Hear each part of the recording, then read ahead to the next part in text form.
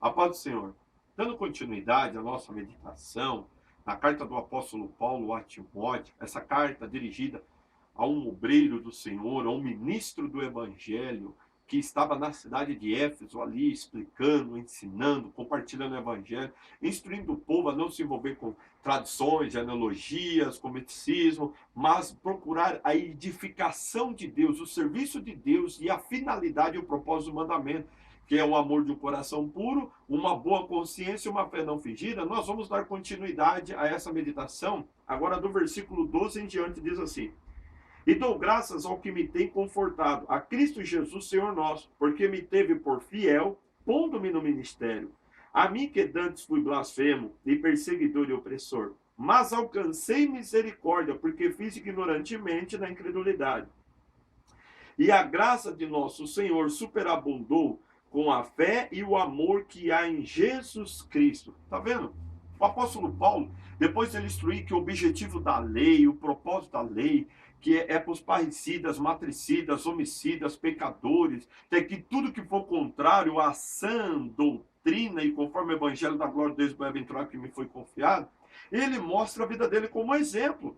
Ele mostra a vida dele que aqueles que querem fazer, como ele declara aqui, serem doutores da lei, não entendem nem o que dizem, nem o que afirmam e se entregam a vãs contendas, a lei não produz resultado nenhum. Por quê? Porque ele descreve aqui, e você conhece a história do apóstolo Paulo, tanto em Filipenses, capítulo de número 3, você pode ver também em 2 Coríntios, capítulo de número 11, ele declara as qualidades da vida dele, como fariseu, ele fala que foi irrepreensível diante da lei, como ele diz em Gálatas, ele foi superior a muitos de sua nação, a lei não produziu vida nele, a lei não produziu um resultado de uma vida transformada, libertada. Você quer ler com mais particularidade o sentimento de Paulo, a expressão de Paulo? Leia a carta de Romanos inteira, ela é linda. Principalmente o capítulo de número 7, onde ele descreve que a lei manifestou nele toda a sorte de cobiça e concupiscência, mas ele dá glória a Deus, ele engrandece o Senhor, ele se exalta pela salvação que Deus trouxe por intermédio de Jesus Cristo, porque pela lei vem o conhecimento do pecado,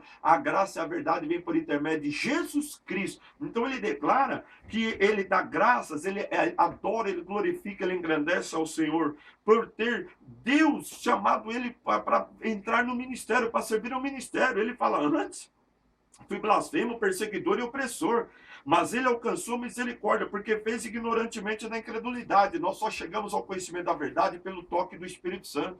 Jesus falou em João 16 que o Espírito Santo veio convencer o homem do pecado, da justiça e do juízo. Então nós, como ministros do Evangelho, como proclamadores do Evangelho, nós temos que estar firmados e alicerçados na palavra. Nós temos que estar absorvendo a palavra e procurar o poder, a vida e a virtude da palavra, que é a presença do Espírito Santo.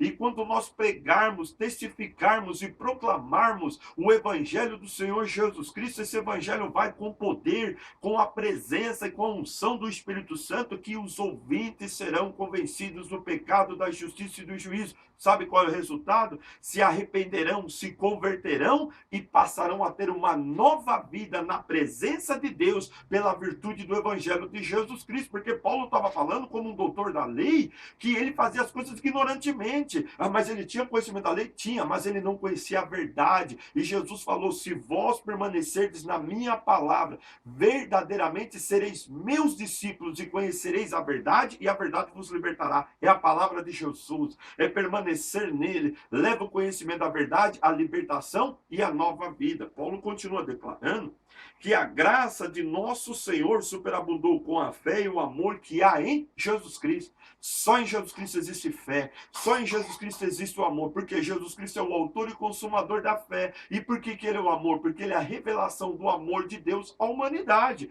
Deus amou o mundo de tal maneira que deu seu Filho unigênito, para que todo aquele que nele crê não pereça, mas tenha vida eterna. E Paulo está confirmando esse testemunho. A graça de nosso Senhor superabundou com a fé em Jesus Cristo e com o amor que vem por intermédio de Jesus Cristo. Então, diante dessa meditação, meditação, nós agradecemos a Deus por Deus nos tornar fiel para participarmos do ministério. E o nosso ministério tem que ser fiel de tal maneira que possa levar a fé e o amor de nosso Senhor Jesus Cristo e a manifestação da graça dele para a salvação, libertação e transformação de vidas para o reino glorioso do nosso Senhor Jesus Cristo. Você está vendo o compromisso que nós, como ministros do Evangelho, temos, e você está vendo o resultado que produz na igreja? Vidas que eram opressoras, perseguidoras, pecadoras, vidas que estavam perdidas, são chamadas e atraídas ao reino de Deus, se tornam vidas fiéis e participantes da plenitude do Evangelho e se tornam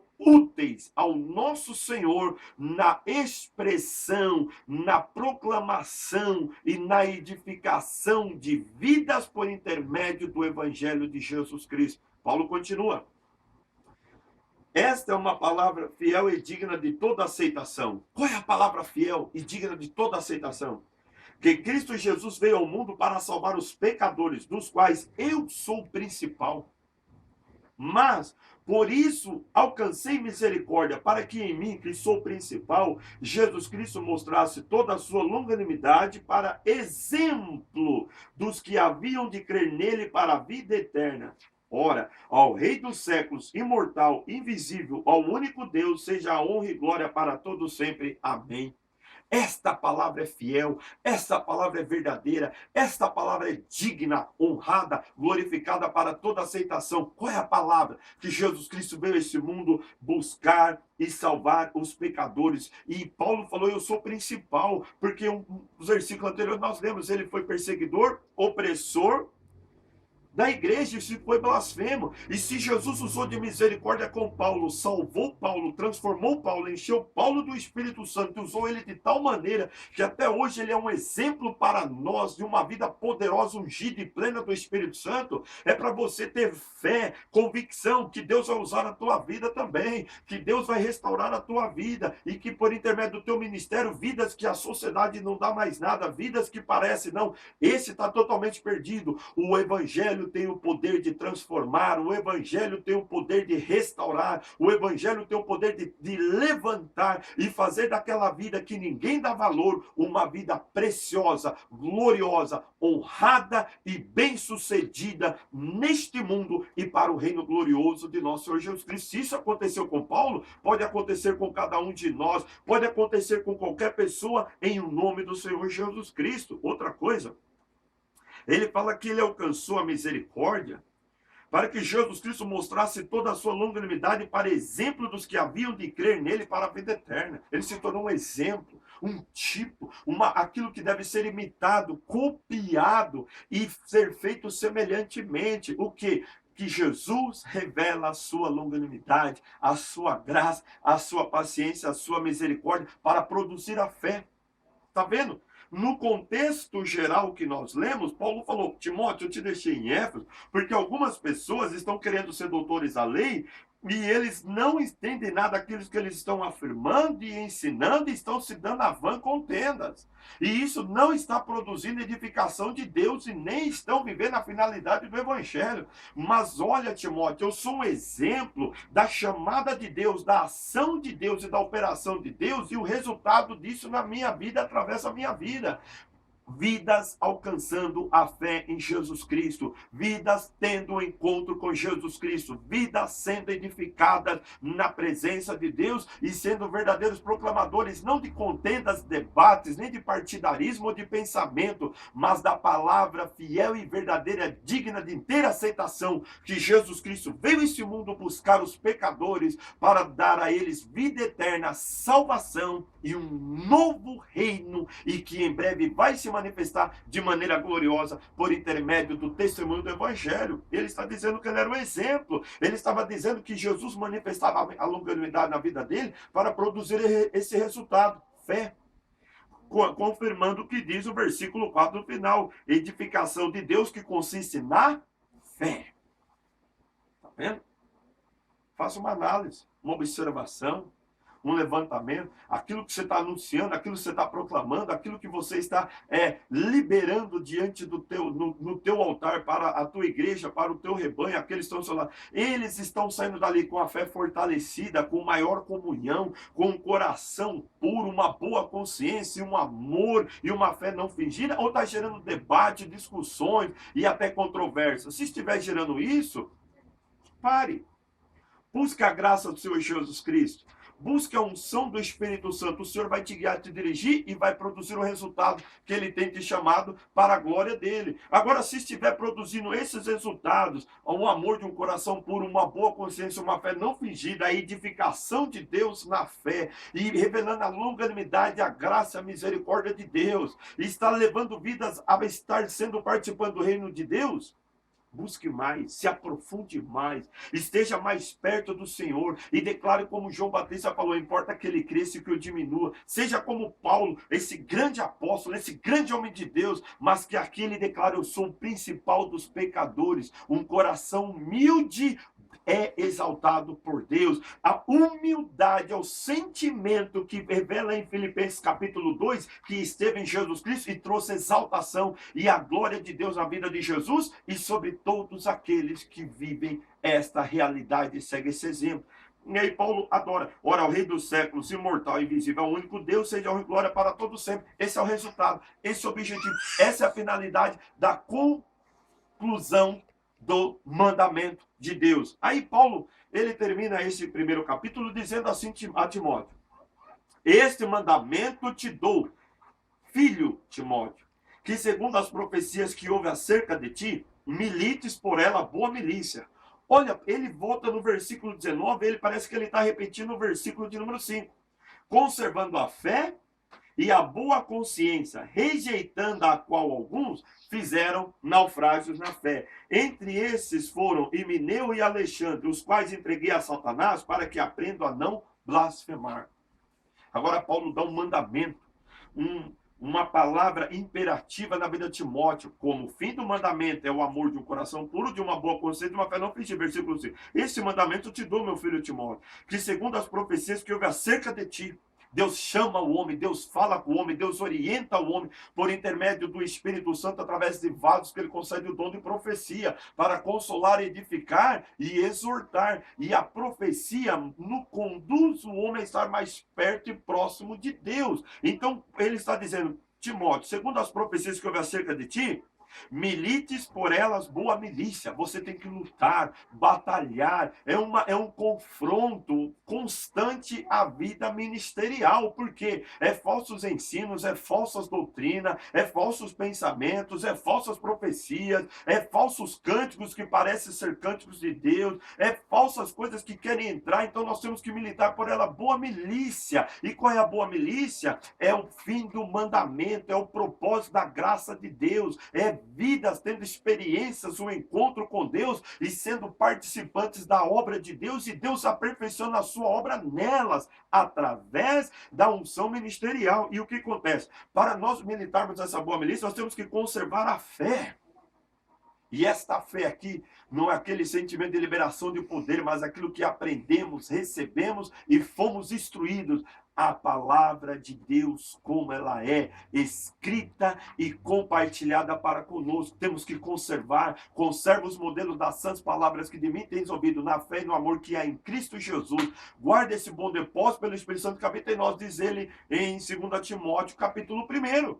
Conservando a fé e uma boa consciência, que aquilo que você está fazendo está na direção de Deus, sob a orientação de Deus, sobre o crivo da palavra de Deus, na simplicidade do evangelho, porque alguns rejeitaram isso para querer ser doutores da lei, para querer encaminhar um caminho à parte. Ele fala: naufragaram na fé, afundaram. O que é um navio que naufraga? É um navio que vai navegando no mar, de repente ele sofre uma avaria no seu casco, começa a entrar água, E aquela água vai pesando, ao ponto de chegar, levar o navio ao fundo do mar. Assim também a vida do cristão, do homem de Deus, do ungido do Senhor, do obreiro do Senhor na obra. Ele tem que permanecer conservando, se guardando, protegendo e militando a boa milícia da fé. Por quê? Porque se a tua fé, se a tua convicção, se a tua base, o teu fundamento sofreu uma avaria, um ensinamento, uma tradição, um costume que não vem da direção de Deus e nela é uma brecha. Aí o mundo começa a entrar, as coisas do mundo começam a entrar na sua vida de pouco em pouco, vai enchendo a sua vida, vai enchendo a tua mente, vai enchendo a tua comunhão espiritual. E quando você menos perceber, você está no fundo. Você começa a afundar e você vai parar lá no fundo, por quê? Porque aquilo que estava fora entrou totalmente na sua vida. Nós não temos que buscar as coisas fora da palavra, nem fora da igreja, nem muito menos fora do reino de Deus, porque em Jesus Cristo nós temos toda a plenitude. A palavra de Deus, ela é plena, abundante e soberana. A unção do Espírito Santo, ele é pleno e glorioso em nós, e nos guia em toda a verdade. E que isso seja o teu lema, a tua bandeira, que vai conservar, preservar a tua fé, uma boa consciência, e tu jamais naufragará na fé. Antes, navegará firme, constante e abundante rumo a Jerusalém celestial, rumo à pátria prometida, rumo ao encontro com Jesus Cristo e juntamente contigo todos aqueles que o Senhor tem confiado para ser apacentado por ti, ensinado e instruído pelo teu ministério e ser participante dessa bênção. E ele fala que teve dois homens, Himeneu e Alexandre, que ele teve que entregar a Satanás para que aprenda a não blasfemar. Esses homens se aprofundaram tanto, esses homens, eles começaram a exercer o ministério de uma tal maneira, tão fora do objetivo, do propósito, que o apóstolo Paulo teve que entregá-los a Satanás, quer dizer, cortou eles, excluiu eles da igreja, de tal maneira que eles já estavam chegando à blasfêmia, aquilo que eles estavam falando e declarando. Cuidado, meu amigo, cuidado, meu caro obreiro, companheiro de ministério. Persevere na presença de Deus. Siga firme, constante e abundante na obra do Senhor. Seja uma pessoa que zele pela palavra de Deus. E para concluir, do versículo de número 12 ao versículo de número 20 que nós lemos, primeiramente, Paulo declara que a graça de Deus é conosco e que é Ele que nos põe no ministério, nos capacita ao ministério e nos conduz ao ministério. Outra coisa, nós precisamos da fé e do amor que é em Jesus Cristo para poder transmitir e compartilhar isso através da virtude do Espírito Santo. Outra coisa, a palavra fiel, a palavra verdadeira que tem que sair dos nossos lábios é o testemunho que Jesus Cristo veio esse mundo buscar e salvar aquele que se havia perdido. Paulo está confirmando o que ele diz em 1 Coríntios capítulo 2, versículo 1 ao 4, que quando ele esteve lá, ele não teve com palavra de sabedoria humana, nem com palavra persuasiva, porque ele estava levando o testemunho de Deus, e ele nada quis saber senão a Jesus Cristo crucificado. E ele fala que serve com temor e tremor. Um homem letrado, instruído e ensinado como Paulo com isso, sim, a reverência, a submissão, a dependência ao Espírito Santo. Ele falou, e as palavras que eu falei não foi com palavra de sabedoria desse mundo, mas em manifestação do Espírito e do poder, para que a vossa fé se apoiasse não na sabedoria dos homens, mas no poder de Deus. Quem prega o Evangelho, quem anuncia o testemunho de Jesus Cristo, quem é fiel a esta palavra, pode ter certeza, a mensagem é confirmada com a manifestação do Espírito Santo. Se falar sobre cura, haverá cura. Se falar sobre batismo do Espírito Santo, haverá batismo com o Espírito Santo. Se falar sobre salvação de alma, haverá salvação de alma. Se falar sobre libertação, haverá libertação. E se falar sobre a plenitude do reino de Deus, toda essa plenitude vai se manifestar, porque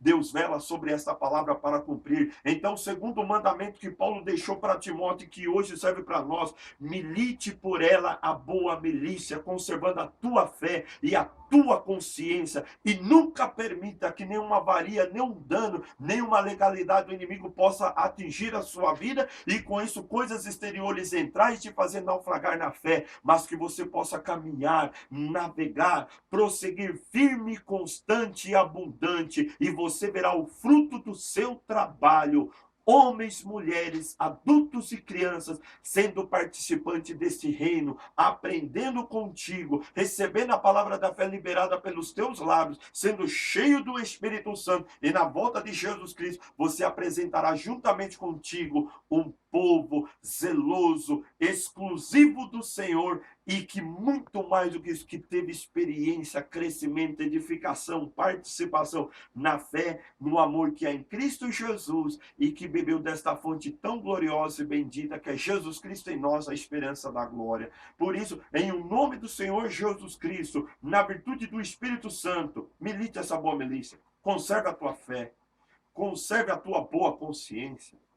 Não se misture com aquilo que é contrário ao Evangelho, com aquilo que traz dúvida, mas busque a palavra conclusiva desse capítulo, o fim do mandamento, o objetivo e o propósito, que é o amor de um coração puro, uma boa consciência e uma fé não fingida. Resultado, a edificação de Deus pela fé, e a misericórdia e a graça, a paz e o amor do Senhor transbordará, te acompanhará e confirmará na tua vida e no teu ministério as realidades do Evangelho e da bênção de Deus. Que Deus te abençoe em nome de Jesus Cristo.